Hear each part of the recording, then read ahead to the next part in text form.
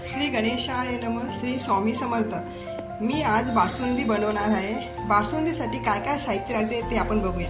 हे मी एक 4 लिटर दूध घेतलंय, मनुका, चारोळी, वेलची पूड आणि केसर, एवढं साहित्य फक्त बासुंदीसाठी लागतं। आता हे गॅसवर दूध तापवायला ठेवलंय, ते 4 लिटरचं 2 लिटर होईपर्यंत चांगलं आटवून घेते।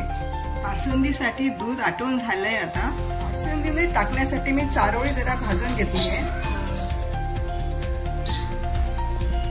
ह्या चारोळी आता भाजून घेते, त्याची वरची साल काढून जरा पाठवून घेऊन नंतर त्या बासुंदीमध्ये टाकेल मी। आणि हे जरा दुधामध्ये केसर भिजायला ठेवले आणि हा मनुका जराशा तुपात भाजून घ्यायच्या।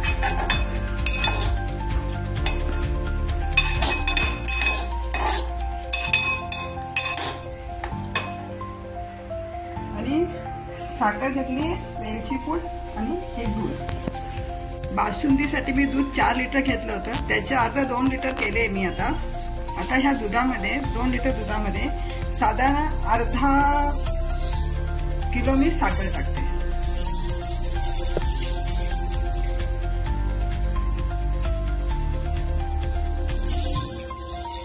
अर्धा किलोच्या वर पण आपण टाकू शकतो, गोड पाहिजे असेल तर, पण मी आता अर्धा किलो टाकली आहे। चांगला कड काढून घेते आणि साखर चांगली विरघळल्यानंतरच मनुका वगैरे टाकायचे। मनुका, चारोळी वगैरे नंतर टाकायचे।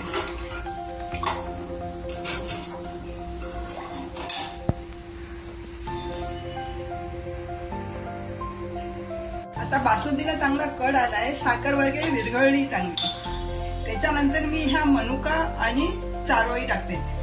साखर टाकल्यानंतरच मनुका टाकायचा, साखरेच्या आधी जर मनुका टाकल्या तर दूध फाटण्याची शक्यता असते, म्हणून मी आता साखर टाकल्यानंतर मनुका आणि चारोळी टाकते बासुंदीमध्ये।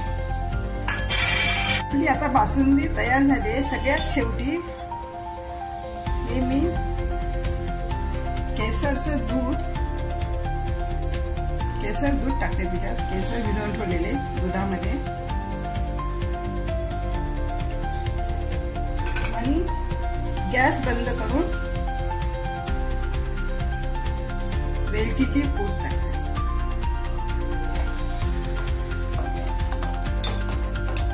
आपली बासुंदी रेडी झाली।